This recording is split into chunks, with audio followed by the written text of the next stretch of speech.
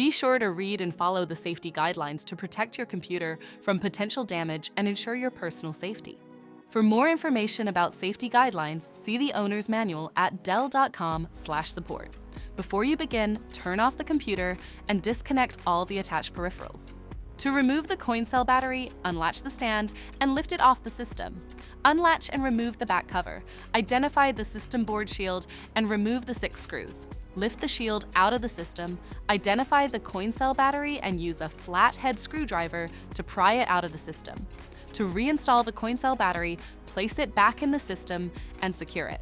Place the system board shield back in the system and secure it with the 6 screws. Relatch the back cover to the system and then relatch the stand. For more information about your Dell system, visit dell.com/support.